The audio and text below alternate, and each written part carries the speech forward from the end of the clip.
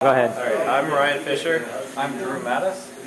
We are doing a project with PLCs and our tank control system. I guess first we'll look at the tanks. We have two tanks here running in an endless loop, basically so we can have infinite water. So what we're doing, we are controlling our motor and our flow based off of our flow meter, which is this Rosemont flow meter. Through that we can control it between a 4 to 20 milliamp range.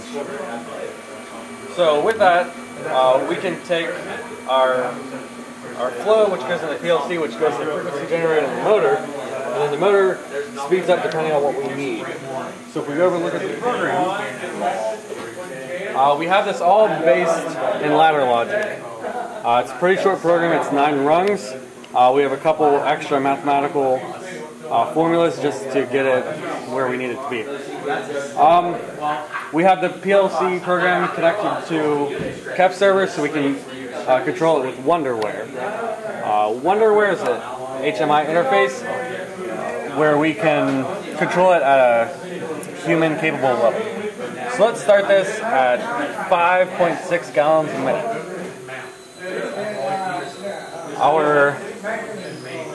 Our red line here is going to be where we want to be. Our motor will ramp up and down to take our flow exactly where it needs to be. So it doesn't take too long. It's a nice gradual ramping process just to get it where it needs to be since it's such a large motor to control. Once it levels off, it should hug the red line pretty steadily.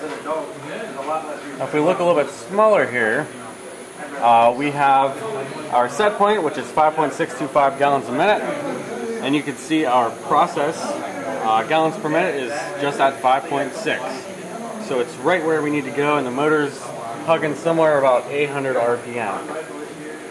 Now if we look and check out the flow, it's right where it needs to be, and it'll stay like that as we need to change, let's say, a larger value. Move it in, and everything changes. And then the motor changes. So this controller right here is about 32 hertz or so, 34 hertz. And that's what's controlling our motor. The motor, which will control the amount of fluid pumped in this training fluid simulator. What exactly is this thing again? This is some sort of teaching aid. Teaching aid for fluid level control. You can use pressure, flow, level. You can kind of use a little bit of everything on this Frankenstein beast, but we are using flow. I see. Great.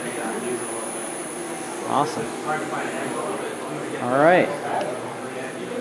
That's all working the way it should. Okay. Yeah, and anything else? Well, we have the fluke meter here. It's running at 13 milliamps.